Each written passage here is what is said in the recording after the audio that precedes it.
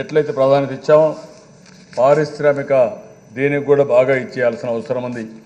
మనం ఆ రోజు అందరం భయపడిపోయింది, చాలా వరకు ఆవేదన చెందింది.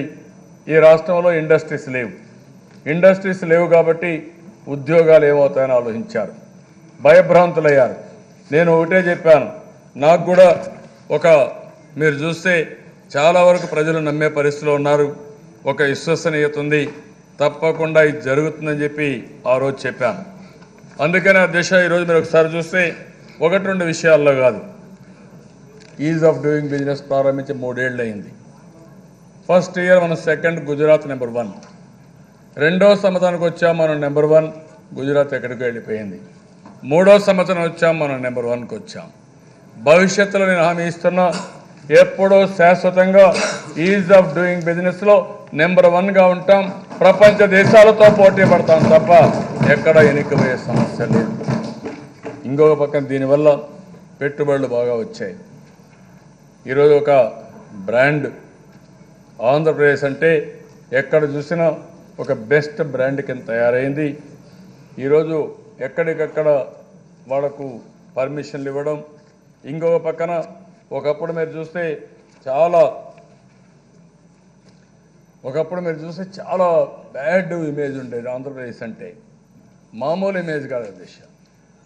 పారిశ్రామికవేత్తలు పెట్టుబడులు పెట్టడానికి వస్తే వాళ్ళతో లాలూచిపడి వాళ్ళని బెదిరించి వాటాలు పెట్టుకొని వీళ్ళతో కూడా వాళ్ళు కూడా జైల్లో తీసుకునే సందర్భాల దిశ ఎవడైనా. అందుకే మీరు నిన్న కియా మోటార్స్ కూడా రాస్తే, మేము కరప్షన్ చేయం, గవర్నమెంటే కాదు, ఈ ప్రాజెక్టులు ఎక్కడ కూడా 2 పార్టీలు, అటు గవర్నమెంటు మేము కలిసి కరప్షనే ఉండకూడదని ఒక కండిషన్ పెట్టుకునే పరిస్థితికి వచ్చారు. జర్మనీ నుంచి దిశ ఆ రోజు మీరు చూస్తే Volkswagen factory, one of the best factory, అన్ని విధాలా కష్టపడి తెప్పించాం. ఫ్యాక్టరీకి ఒప్పుకున్నారు, లొకేషన్ కూడా విశాఖపట్నంలో యాక్సెప్ట్ చేశారు.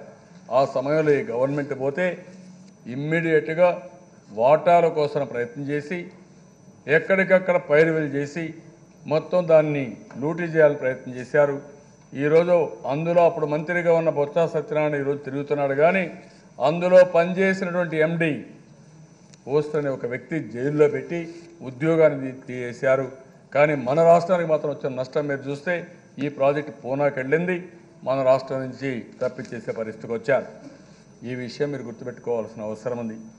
విదేశ పెట్టుబడులు రావాలంటే ఒక విశ్వసనీయత ఉండాలి, ఒక బ్రాండ్ ఉండాలి. ఈరోజు పాతాళంలో ఉండే బ్రాండ్ పైకి తీసుకొచ్చావంటే, ఒక విశ్వాసాన్ని కలిగించావంటే, అది ఈ ప్రభుత్వానికి ఉండే పేరు ప్రఖ్యాతులు, ఒక బ్రాండ్ని ప్రమోట్ చేయగలిగాం, అది విశ్వసనీయత. అలాంటిది మనం చేసుకుంటూ ముందుకు పోయి 19 శాఖల్లో 69 సేవలు ఎప్పటికప్పుడు ఇచ్చాం, 21 రోజులు పెట్టాం, ముందుగానే ఇవ్వగలుగుతున్నాం.